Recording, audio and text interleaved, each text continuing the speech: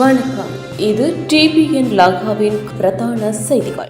வெளிவடக்கு காணி விடுவிப்பு போராட்டத்தை அரசியல் மயப்படுத்தும் சுமந்திரன், அமைச்சர் குற்றச்சாட்டு. இலங்கையில் ஆபத்தான நபர், ஐரோப்பாவில் பல கோடி ரூபாய் சொத்துக்கள், விசாரணையில் பகீர் தகவல்கள். நிறைவு பெற்றது மகிந்தானவுக்கு எதிரான மற்றொரு விசாரணை, குற்றப்பத்திரிகை தாக்கல். விமல், திலித், உதய உள்ளிட்ட சிலருக்கு ஏற்பட்டுள்ள பாரிய நெருக்கடி. முக்கிய நாடொன்றிலிருந்து புதிய குறைந்த கட்டண விமான சேவை ஆரம்பம். யாழ் சிறைச்சாலைக்கு சென்ற நீதி அமைச்சர், பலப்படுத்தப்பட்ட பாதுகாப்பு. தந்தையை அழைத்து சென்று தாக்கிய காவல்துறை, காவல் நிலையத்துக்கு சென்று மகன் செய்த செயல். கோர விபத்தில் சிறுமி பரிதாபமாக பலி, சாரதி கைது. யாழ் பல்கலைக்கழக வீதி தொடருந்து கடவையில் கோர விபத்து, 17 வயது சிறுமி பலி. முச்சக்கர வண்டி சாரதிகளின் வயது எல்லை, அரசாங்கம் வெளியிட்டுள்ள தகவல். எரிபொருள் விநியோகத்திற்கான QR பயன்பாடு தொடர்பில் அரசாங்கம் வெளியிட்டுள்ள தகவல். கோட்டாபய ராயபக்சவிடம் போலீசார் விசாரணை. 2027 நோக்கி தீவிரமடையும் விசாரணை. காணாமல் ஆக்கப்பட்டோர் விவகாரத்தில் அனுர அரசு. தமிழர் தாயக கடப்பகுதியில் மறைந்து கிடக்கும் பொக்கிஷம், பணக்கார நாடாக மாறப்போகும் இலங்கை. உயிர்த்த ஞாயிறு தாக்குதல் தொடர்பான வழக்கு தொடர்பில் பொய்யான தகவல்களை வெளியிட்டு நீதிமன்றத்தை அவமதித்த குற்றச்சாட்டில் பல அரசியல் பிரமுகர்கள் மற்றும் முக்கியஸ்தர்கள் மீது கோட்டை நீதவான் பசான் அமரசேன மேன்முறையீட்டு நீதிமன்றத்தில் முறைப்பாடு ஒன்றை தாக்கல் செய்துள்ளார். முன்னாள் அமைச்சர் விமல் வீரவன்ச, முன்னாள் அமைச்சர் உதய கம்மன்பில, நாடாளுமன்ற உறுப்பினர் திலித் ஜெயவீர, முன்னாள் ஜனாதிபதி கோட்டாபய ராயபக்சவின் முன்னாள் செயலாளர் சுகீஸ்வர பண்டார, ஸ்ரீலங்கா மக்கள் கட்சியின் தலைவர் அசங்க நவரத்ன மற்றும் சிரேஷ்ட விரிவுரையாளர் மஹிந்த பத்திரன ஆகியோருக்கு எதிராக இவ்வாறு குற்றம் சுமத்தப்பட்டுள்ளது. நீதிமன்றத்தில் நிலுவையில் உள்ள வழக்கு தொடர்பில் குறித்த நபர்கள் நீதிமன்றத்தை அவமதிக்கும் வகையிலான கருத்துக்களை வெளியிட்டுள்ளமை ஆரம்பகட்ட அவதானிப்பில் தெரிய வந்துள்ளதாக கோட்டை நீதவான் மேன்முறையீட்டு நீதிமன்றத்துக்கு எழுத்து மூலம் அறிவித்துள்ளார். 2024 ஆண்டின் 8ஆம் இலக்க நீதிமன்றம் நியாயாதிக்க சபை அல்லது நிறுவனத்தை அவமதித்தல் சட்டத்தின் கீழ் குறித்த சந்தேக நபர்களுக்கு எதிராக சட்ட நடவடிக்கை எடுக்குமாறு நீதவான் மேன்முறையீட்டு நீதிமன்றத்திடம் கோரியுள்ளார். இச்சம்பவம் தொடர்பில் குற்றப்புலனாய்வு திணைக்களத்தினால் மேற்கொள்ளப்பட்ட நீண்ட விசாரணைகளின் பின்னர் நீதவான் முன்னிலையில் உண்மைகள் சமர்ப்பிக்கப்பட்டிருந்தன. நீதிமன்ற உத்தரவின் பிரகாரம் குறித்த கருத்துக்கள் அடங்கிய திருத்தப்படாத இருவட்டுகளும் விசாரணைகளின் பின்னர் நீதிமன்றத்தில் ஒப்படைக்கப்பட்டிருந்தன. வெளிவடக்கு மக்களின் காணி விடுவிப்பு தொடர்பில் ஜனாதிபதி உத்தரவிட்டுள்ள நிலையில் சுமந்திரன் கொழும்பில் போராட மக்களை அழைப்பது கபடத்தனமான அரசியல் என அமைச்சர் சந்திரசேகரன் குற்றம் சாட்டியுள்ளார். நேற்று யாழ் மாவட்ட செயலகத்தில் காணாமல் போனோர் அலுவலகத்தின் ஏற்பாட்டில் இடம்பெற்ற காணாமல் போனோர் சர்வதேச மாநாட்டில் கலந்து கொண்டு கருத்து தெரிவிக்கும் போது அவர் இந்த குற்றச்சாட்டை முன்வைத்துள்ளார். அவர் மேலும் தெரிவிக்கையில், எங்கள் அரசாங்கம் மக்களுக்காக செயற்பட்டுக் கொண்டிருக்கிறது. இந்த அரசாங்கத்தை குழப்புவதற்கு, மக்களை தவறான திசையில் திருப்பி தமது அரசியல் நிகழ்ச்சிகளை அரங்கேற்றுவதற்கு சிலர் முனைகின்றார்கள். அண்மையில் வெளிவடக்கு மக்களுடைய போராட்டத்தில் தமிழரசு கட்சியின் முன்னாள் நாடாளுமன்ற உறுப்பினர் எம். சுமந்திரன் கலந்து கொண்டு சில கருத்துக்களை முன்வைத்ததாக அறிந்தேன். அதாவது, வெளிவடக்கில் நிலத்துக்காக போராடும் மக்களை கொழும்பு ஜனாதிபதி செயலகம் முன்தொடர் போராட்டம் ஒன்றை மேற்கொள்வதற்கான அழைப்பை விடுத்துள்ளார். ஜனாதிபதி கடந்த வாரம் வெளிவடக்கு காணிகள் விடுவிப்பு தொடர்பில் சம்பந்தப்பட்ட தரப்பினர்களுக்கு உத்தரவுகளை வழங்கிய நிலையில் அதை அறிந்த சுமந்திரன் கொழும்பில் மக்களை போராட அழைத்திருக்கிறார். இந்த விடயம் தமது சுயலாப அரசியலுக்காக மேற்கொள்ளும் ஒரு விடயமாக பார்க்கின்ற நிலையில் தமது போராட்டம் மூலமே ஜனாதிபதி காணியை விடுவித்தார் என்ற வங்குரோத்து அரசியலை மேற்கொள்வதே இவர்களுடைய நிலைப்பாடு. யார் போராடினாலும் போராடாமல் விட்டாலும் ஜனாதிபதி மற்றும் எமது அரசாங்கம் மக்களுடைய காணிகளை விடுவிக்கும் என குறிப்பிட்டுள்ளார். தற்போது தடுப்பு காவலில் வைக்கப்பட்டுள்ள போதைப்பொருள் கடத்தல்காரரான ஷிரான் பாசிக்கிற்கு வெளிநாடுகளில் பல சொத்துக்கள் உள்ளமை கண்டுபிடிக்கப்பட்டுள்ளது. அதற்கமைய சுவிட்சர்லாந்து, இத்தாலி மற்றும் பிரான்ஸ் ஆகிய நாடுகளில் ஹோட்டல்கள், வாகனங்கள் உள்ளிட்ட சொத்துக்கள் உள்ளதாக தகவல்கள் வெளியாகியுள்ளன. போலீஸ் மத்திய குற்றப்புலனாய்வு பிரிவின் அதிகாரிகள் மேற்கொண்ட விசாரணைகளின் போதே இந்த தகவல்கள் கண்டறியப்பட்டுள்ளன. ஷிரான் பாசிக் சம்பந்தப்பட்ட நாடுகளுக்கு சுற்றுலா மேற்கொண்டு அந்த வணிக நடவடிக்கைகளை முன்னெடுத்துள்ளதாக போலீசார் தெரிவித்துள்ளனர். இது தவிர சந்தேக நபருக்கு துபாயில் 1.5 கோடி ரூபாய்க்கும் அதிக மதிப்புள்ள ஜீப் வாகனம் ஒன்றும் உள்ளமை விசாரணைகளின் போது தெரியவந்துள்ளது. சந்தேக நபருக்கு இலங்கையிலும் பல கோடி ரூபாய் சொத்துக்கள் உள்ளமை குறித்தும் கடந்த நாட்களில் தகவல்கள் வெளியாகி இருந்தன. அவற்றுள் கொழும்பு கடற்பாதை வீதியில் அமைந்துள்ள சில ஹோட்டல்களும் பொருளஸ்கமுவ பகுதியில் உள்ள தொலைபேசி விற்பனை நிலையங்களும் மற்றும் பல சொத்துக்களும் அடங்குகின்றன. முன்னாள் ஜனாதிபதி செயலாளர் சுஜீஸ்வர பண்டார கைது செய்யப்பட்டமை தொடர்பாக முன்னாள் ஜனாதிபதி கோட்டாபய ராஜபக்சவிடம் போலீசார் வாக்குமூலம் பதிவு செய்துள்ளனர். ரணிலின் ஆட்சி காலத்தில் ஜனாதிபதி செயலகத்தில் திட்ட பணிப்பாளராக பணியாற்றிய சுஜீஸ்வர பண்டார ஜனாதிபதியின் செலவினங்களின் கீழ் 2 சம்பளங்களை பெற்றுக்கொண்ட குற்றச்சாட்டில் கடந்த ஜூன் 18 கைது செய்யப்பட்டார். சுஜீஸ்வர பண்டார மேற்கண்ட பதவிகளை வகித்த காலத்தில் அரச வாகனங்கள் துஷ்பிரயோகம் செய்யப்பட்டன மற்றும் ஊழியர்கள் அரசியல் நடவடிக்கைகளுக்காக ஈடுபடுத்தப்பட்டனர் என்ற குற்றச்சாட்டுகள் குறித்து மத்திய குற்றப்புலனாய்வு பிரிவு விசாரணைகளை நடத்தி வருகிறது. சுஜீஸ்வர பண்டார ஜனாதிபதியின் செயலாளராக பணியாற்றிய காலத்தில் 1.93 மில்லியன் ரூபாவும் திட்ட பணிப்பாளராக பணியாற்றிய காலத்தில் 4.26 மில்லியன் ரூபாவும் முறைகேடாக பயன்படுத்தப்பட்டுள்ளதாக குற்றப்புலனாய்வு அதிகாரிகளால் ஏற்கனவே நீதிமன்றத்துக்கு தெரிவித்துள்ளமை குறிப்பிடத்தக்கது. இதேவேளை முன்னாள் ஜனாதிபதி ரணில் விக்ரமசிங்கே அரசாங்கத்தின் பணி ஜனாதிபதி செயலக செயலாளராக பணியாற்றிய சுஜீஸ்வர பண்டாரவின் பிணை கோரிக்கை நிராகரிக்கப்பட்டுள்ளது. இது தொடர்பான வழக்கு விசாரணை நேற்று எடுத்துக் கொள்ளப்பட்ட போதே கொழும்பு கோட்டை நீதவான் பாசன் அமரசேனவினால் பிணை நிராகரிக்கப்பட்டது. அத்துடன் அவரை எதிர்வரும் செப்டம்பர் 9 வரை மீண்டும் விளக்கமறியலில் வைக்குமாறு நீதவான் உத்தரவிட்டார். யாழ்ப்பாணத்துக்கு உத்தியோகபூர்வ விஜயத்தை மேற்கொண்ட நீதி மற்றும் தேசிய ஒருமைப்பாட்டு அமைச்சர் கர்ஷன நாணயக்கார் யாழ்ப்பாணம் சிறைச்சாலையின் செயற்பாடுகள் மற்றும் நிலைமைகளை நேரில் கண்காணிப்பதற்காக கால விஜயம் ஒன்றை மேற்கொண்டார். இதன்போது சிறைச்சாலை அதிகாரிகளுடன் கலந்துரையாடிய அமைச்சர் கடந்த காலங்களில் சிறைச்சாலைகளில் ஏற்பட்ட பல்வேறு பிரச்சினைகளை கருத்தில் கொண்டு மாவட்ட அரசாங்க அதிபர் தலைமையில் சம்பந்தப்பட்ட படை மற்றும் காவல்துறை அதிகாரிகள், துறைசார் திணைக்கள அதிகாரிகள் உள்ளிட்ட அனைவரையும் ஒன்றிணைத்து குறைந்தது 2 மாதங்களுக்கு ஒருமுறை கலந்துரையாடல்களை நடத்தி அவசர நிலைமைகளுக்கு ஒருங்கிணைந்து முகம் கொடுக்கும் வகையில் செயற்பட வேண்டும் என கேட்டுக்கொண்டார். அத்துடன் சிறைச்சாலைகளுக்கு தேவையான அனைத்து வசதிகளும் ஏற்படுத்தி கொடுக்கப்பட வேண்டியதன் அவசியத்தையும் அமைச்சர் வலியுறுத்தினார்.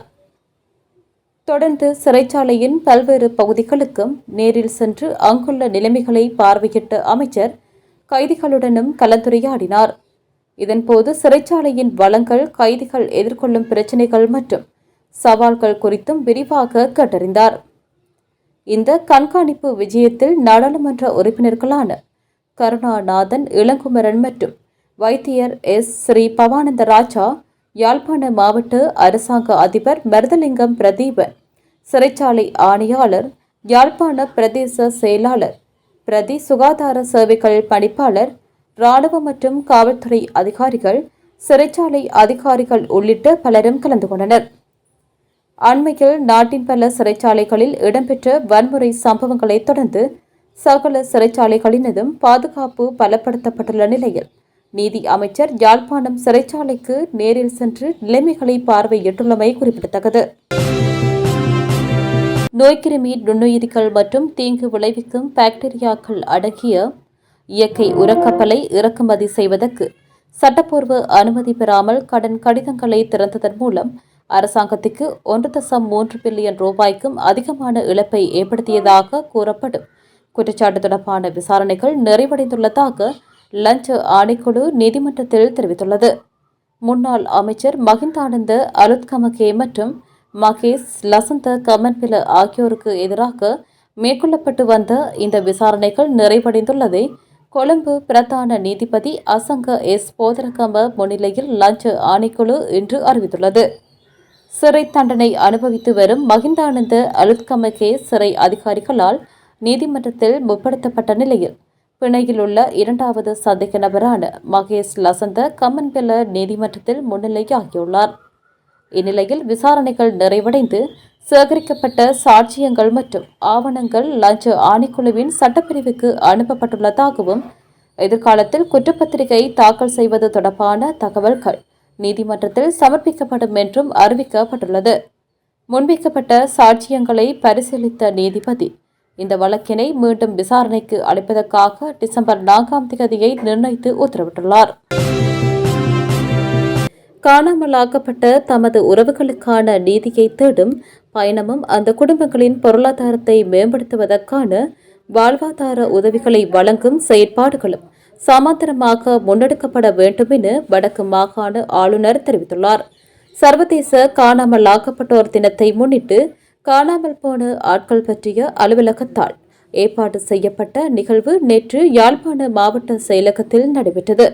இந்த நிகழ்வில் கலந்து கொண்டு உரையாற்றும் போதே ஆளுநர் மேற்கண்டவாறு குறிப்பிட்டுள்ளார். அவர் மேலும் உரையாற்றுகையில், பல ஆண்டுகளாக தங்களது உறவுகளை தேடி தவிக்கும் குடும்பங்களின் வலியை நாம் முழுமையாக உணர்கின்றோம். ஜனாதிபதி அனுரகுமார திசாநாயக்க தலைமையிலான தற்போதைய அரசாங்கம் காணாமல் ஆக்கப்பட்டோர் விவகாரத்துக்கு அதிக முன்னுரிமை வழங்கி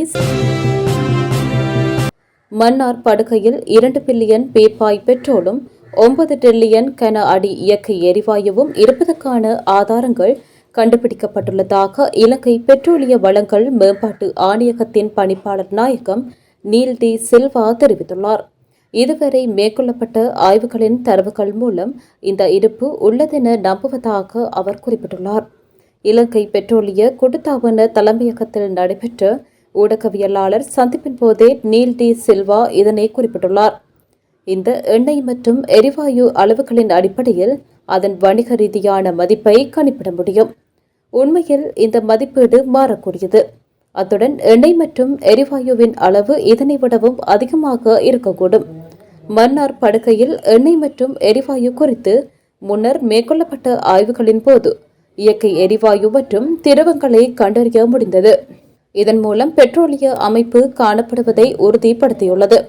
ஒப்பீட்டளவில் பெரிய பரப்பளவை உள்ளடக்கும் வகையில் ஆய்வுகள் மேற்கொள்ளப்படாததால் நவீன புவிசார் ஆய்வு தொழில்நுட்ப முறைகள் மூலம் தரவுகளை சேகரிக்கவும் தரவுகளை விளக்குவதற்கும் சர்வதேச நிறுவனங்களுக்கு இது ஒரு நல்ல வாய்ப்பாகும் என அவர் மேலும் தெரிவித்துள்ளார். இதேவேளை இந்த ஆய்வின் மூலம் பெறப்படும் பெட்ரோலியம் இலங்கை முகம் கொடுத்துள்ள எரிபொருள் இறக்குமதி என்ற பிரச்சினைக்கு நல்ல தீர்வாக அமையும் என எரிசக்தி அமைச்சர் அனுர கருணாதிலக தெரிவித்துள்ளார். மேலதிக எரிபொருளை அயல் நாடுகளுக்கு ஏற்றுமதி செய்து வெளிநாட்டு செலாவணியை ஈட்டுக்கொள்ள முடியும் என அவர் குறிப்பிட்டுள்ளார். இந்த முதலீட்டு அழைப்புக்காக மன்னார் படுகையில் ஒதுக்கப்பட்டுள்ள 34,000 சதுர கிலோமீட்டர் பரப்பளவை கொண்ட 4 கடல்சார் கட்டடங்கள் இதில் அடங்குவதாக அமைச்சர் குறிப்பிட்டுள்ளார். இதற்கு முன்னர் நிறுவனங்களுக்கு வழங்குவதில் சட்ட ரீதியான சிக்கல்கள் ஏற்பட்ட பகுதிகள் இந்த 34,000 சதுர கிலோமீட்டர் பகுதிக்குள் அடங்காது என அமைச்சர் குறிப்பிட்டுள்ளார். அதற்கமைய இந்த ஆண்டு தோராயமாக 33,964 சதுர கிலோமீட்டர் பரப்பளவை கொண்ட பகுதி 4 பகுதிகளாக பிரித்து அனுமதி பத்திரம் வழங்கப்பட உள்ளதாகவும் அமைச்சர் மேலும் தெரிவித்துள்ளார். மத்திய கிழக்கு மோதல் இன்னமும் முடிவுக்கு வராததால் எரிபொருள் விநியோகத்திற்கான QR குறியீட்டு முறையை அரசாங்கம் தொடர்ந்தும் நடைமுறைப்படுத்தும் என அமைச்சரவை பேச்சாளரும் அமைச்சருமான நலிந்த ஜேதிச தெரிவித்துள்ளார். அரசாங்க தகவல் திணைக்களத்தில் நடைபெற்ற ஊடகவியலாளர் சந்திப்பில் உரையாற்றிய அமைச்சர் இதனை குறிப்பிட்டுள்ளார். மேற்கு ஆசியாவில் தொடரும் நெருக்கடிகள் மற்றும் ஹோர்முஸ் நீரிணை தொடர்பான நிச்சயமற்ற தன்மை என்பன உலகளாவிய எரிபொருள் விலைகள் மற்றும் விநியோகத்தில் தொடர்ந்தும் தாக்கத்தை ஏற்படுத்தி வருகின்றது. இதன் காரணமாக மக்களின் அன்றாட வாழ்க்கைக்கு இடையூறு ஏற்படாத வகையில் எரிபொருள் விநியோகத்தை முறையாக நிர்வகிப்பதற்கு QR முறை தொடர்ந்தும் நடைமுறையில் இருக்கும். QR முறைமை மற்றும் அதிகரித்து வரும் எரிபொருள் விலைகள் நடைமுறையில் இருந்த போதிலும் எரிபொருள் நுகர்வானது சிறியளவிலேயே வீழ்ச்சியடைந்துள்ளது. அதற்கமைய டீசல் பாவனை சுமார் 10% வீழ்ச்சியடைந்துள்ளது. பெட்ரோல் பாவனை சுமார் 9% வீழ்ச்சியடைந்துள்ளது. அத்தியாவசிய துறைகளுக்கு தொடர்ந்தும் தடங்கலின்றி எரிபொருள் வழங்கப்படும். உலகளாவிய எரிபொருள் நிலைமை சீரடையும் வரை QR முறையானது இன்னும் சில காலத்துக்கு நடைமுறையில் இருக்கும் என அவர் மேலும் தெரிவித்துள்ளார். அடம்பன் பகுதியில் இடம்பெற்ற விபத்தில் சிறுமியொருவர் உயிரிழந்துள்ளார். இந்த விபத்து நேற்று மாலை அடம்பன் காவல்துறை பிரிவுக்குட்பட்ட விடத்தல் தீவு 10ஆம் பிரிவின் கிளை வீதியில் இடம்பெற்றுள்ளது. இவ்வாறு உயிரிழந்தவர் விடத்தல் தீவு பகுதியைச் சேர்ந்த 7 வயதுடைய சிறுமியாவார். வீதியொன்றில் உளவு இயந்திரம் மோதி பலத்த காயமடைந்த சிறுமியொருவர் பள்ளமடு வைத்தியசாலையில் அனுமதிக்கப்பட்ட போது உயிரிழந்துள்ளார். 32 வயதுடைய உளவு இயந்திரத்தின் சாரதி கைது செய்யப்பட்டுள்ளதாக காவல்துறையினர் தெரிவித்துள்ளனர். மேலும் அடம்பன் காவல்துறையினர் மேலதிக விசாரணைகளை மேற்கொண்டு வருகின்றனர். சமூக ஊடகங்களில் காணொலியொன்று பரவியதைத் தொடர்ந்து அம்பலங்கொட காவல் நிலையத்தில் காவலில் வைக்கப்பட்டுள்ள நபரொருவர் காவல்துறை அதிகாரிகளால் தாக்கப்பட்டதாக கூறப்படும் குற்றச்சாட்டுகள் குறித்து விசாரணைகள் தொடங்கப்பட்டுள்ளன. ஆகஸ்ட் 24ஆம் தேதி இரவு வீடொன்றிற்கு அருகில் வைத்து தனது தந்தையிடம் தேசிய அடையாள அட்டையை கேட்டபோது அதனை உடனடியாக காண்பிக்க முடியாததால் அவர் காவல் நிலையத்துக்கு அழைத்து செல்லப்பட்டதாக அந்த நபரின் மகன் குற்றம் சாட்டியுள்ளார். அடையாள அட்டையை எடுத்து காட்டுவதற்காக அருகிலுள்ள வீட்டுக்கு அதிகாரிகளை அழைத்து செல்ல தனது தந்தை முன்வந்த போதிலும் அவரை ஆபாச வார்த்தைகளால் திட்டி தாக்கியதாக அவர் குறிப்பிட்டுள்ளார். மேலும் காவல் நிலையத்திலும் தனது தந்தை தாக்கப்பட்டதாகவும் துப்பாக்கியை காட்டி மிரட்டப்பட்டு உடனடியாக மருத்துவ சிகிச்சை பெற அனுமதிக்கப்படவில்லை என்றும் அவர் குற்றம் சாட்டியுள்ளார். எனினும் காவல்துறை இச்சம்பவம் குறித்து வேறுவிதமான விளக்கத்தை அளித்துள்ளது. அதன்போது குறிப்பிட்ட நபர் மதுபோதையில் வீதியில் முறையற்ற விதத்தில் செயற்பட்ட குற்றச்சாட்டிலேயே கைது செய்யப்பட்டதாக தெரிவித்துள்ள காவல்துறை, கைது செய்ய முயன்றபோது தப்பியோட முயன்றதால் கீழே விழுந்து காயமடைந்ததாக கூறியுள்ளது. இந்நிலையில் பாதிக்கப்பட்ட நபர் நேற்றைய தினம் ஆகஸ்ட் அன்று பலப்பிட்டிய வைத்தியசாலையில் அனுமதிக்கப்பட்டு நீதிமன்ற மருத்துவ அதிகாரியால் பரிசோதிக்கப்பட்ட பின்னர் பலப்பிட்டிய மேலதிக நீதவானால் பிணையில் விடுவிக்கப்பட்டுள்ளார். இதன்படி சம்பவம் தொடர்பாக காவல்துறை தலைமை ஆய்வாளரின் உத்தரவின் பேரில் காலி மாவட்டத்துக்கு பொறுப்பான பிரதி காவல்துறை மா அதிபரின் மேற்பார்வையில் தனி விசாரணை நடத்தப்பட்டு வருவதாக தெரியவருகிறது. இதேவேளை குறித்த விடயம் தொடர்பில் சமூக ஊடகங்களில் காவல்துறையினருக்கு எதிராக கடுமையான எதிர்ப்பு தெரிவிக்கப்பட்டு வருகின்றமை குறிப்பிடத்தக்கது. முச்சக்கர வண்டிகளை ஓட்டுவதற்கான குறைந்தபட்ச வயதை 40ஆக உயர்த்துவது தொடர்பான முன்மொழிவு குறித்து எந்தவொரு இறுதி முடிவும் எடுக்கப்படவில்லை என்று அமைச்சர் நலிந்த ஜேதிச தெரிவித்துள்ளார். தொழிற்கல்வி பிரதியமைச்சர் நலின் கெவாகே வெளியிட்ட கருத்து குறித்து பதிலளிக்கும் போதே அமைச்சர் ஜேதிச இதனை தெளிவுபடுத்தியுள்ளார். பாடசாலையிலிருந்து விலகியவர்கள் அல்லது காப்போத்த உயர்தர பரீட்சைக்கு பிறகு கல்வியை தொடராத இளைஞர்களுக்கு தொழிற்கல்வி மற்றும் பயிற்சிகளை வழங்குவதற்காக தனிநபர்கள் மற்றும் நிறுவனங்களிடமிருந்து பல்வேறு யோசனைகள் பெறப்பட்டுள்ளதாக அமைச்சர் குறிப்பிட்டுள்ளார். அந்த யோசனைகளில் சில திட்டங்கள் ஏற்கனவே நடைமுறைப்படுத்தப்பட்டு வரும் நிலையில் முச்சக்கர வண்டிகளை ஓட்டுவதற்கான குறைந்தபட்ச வயதை 40ஆக உயர்த்தும் திட்டம் குறித்து இதுவரை எந்த முடிவும் எட்டப்படவில்லை என்று அவர் வலியுறுத்தியுள்ளார். ஆஸ்திரேலியாவின் குறைந்த கட்டண விமான சேவை நிறுவனமான ஜெட்ஸ்டார் ஆஸ்திரேலியாவுக்கும் இலங்கைக்கும் இடையே தனது புதிய விமான சேவையை தொடங்கியுள்ளது. அதன் முதலாவது விமானம் மெல்போர்னிலிருந்து புறப்பட்டு இன்று மாலை 6:24 மணிக்கு பண்டாரநாயக்க சர்வதேச விமான நிலையத்தை வந்தடைந்ததாக தெரிவிக்கப்படுகிறது. இதன்போது 271 பயணிகள் மற்றும் 13 விமான பணியாளர்களுடன் வந்திறங்கிய JQ005 என்ற இந்த போயிங் 787 ட்ரீம் லைனர் விமானத்திற்கு விமான நிலையத்தில் பாரம்பரிய நீர்வணக்கம் செலுத்தி உற்சாக வரவேற்பு அளிக்கப்பட்டுள்ளது. இந்த புதிய விமான சேவையானது மெல்போர்ன் மற்றும் கட்டநாயக்க இடையே வாரத்தில் செவ்வாய், வியாழன் மற்றும் சனிக்கிழமை ஆகிய 3 நாட்கள் இயக்கப்படும். சுமார் 10 மணி நேர பயணக்காலத்தை கொண்ட இந்த சேவையின் தொடக்கத்தை குறிக்கும் வகையில் பண்டாரநாயக்க சர்வதேச விமான நிலையத்தில் சிறப்பு நிகழ்வு ஒன்றும் நடைபெற்றதாக தெரியவருகிறது. 2 படுகாயம். கிளிநொச்சி ஜாழ் பல்கலைக்கழக வீதியில் உள்ள தொடருந்து கடவையில் இடம்பெற்ற விபத்தில் 17 வயதுடைய சிறுமியொருவர் உயிரிழந்துள்ளார். குறித்த விபத்து இன்று முற்பகல் 11:30 மணியளவில் இடம்பெற்றுள்ளது. கொழும்பிலிருந்து யாழ் நோக்கி பயணித்த தொடர்ந்து கடவையை கடக்க முற்பட்ட காரை மோதி தள்ளியுள்ளது. இதன்போது விபத்துக்குள்ளான காரில் பயணித்த 17 வயதுடைய சிறுமி சம்பவ இடத்திலேயே உயிரிழந்துள்ளதுடன் மேலும் 2 படுகாயமடைந்து கிளிநொச்சி வைத்தியசாலையில் அனுமதிக்கப்பட்டுள்ளனர். குறித்த விபத்து தொடர்பில் போலீசார் விசாரணைகளை மேற்கொண்டு வருகின்றனர். டிபிஎன் லங்கா நேர்கள் அனைவருக்கும் வணக்கம். எங்களுடைய டிபிஎன் லங்காவானது தாயகத்திலிருந்து இயங்கிட்டு இருக்கு. எங்களுடைய டிபிஎன் லங்காவில் பார்த்தீங்கன்னா அன்றாட நடக்கிற முக்கியமான செய்திகளை நாங்கள் உங்களுக்கு வழங்கிட்டு இருக்கிறோம். யூடியூப் மாத்திரம் இல்லாமல் நாங்கள் ஃபேஸ்புக் பேஜும் கூட வச்சுருக்கிறோம். எங்களுடைய ஃபேஸ்புக் பேஜையும் நீங்கள் ஃபாலோ பண்ணி வச்சுருங்க. நாங்கள் போடுற உடனே போடுற அப்டேட் உங்கள்கிட்ட வந்து சேரும். தொடர்ந்தும் எங்களோட இணைந்துருங்க. எங்களுடைய ஆதரவு எங்களுக்கு ரொம்ப முக்கியமான ஒரு விஷயமா இருக்குது. தொடர்ச்சியாக எங்களோடு இணைந்திருங்கள். மீண்டும் ஒரு காணொலியினூடாக நான் உங்களை சந்திக்கிறேன். நான் உங்கள் திவ்யா. வணக்கம்.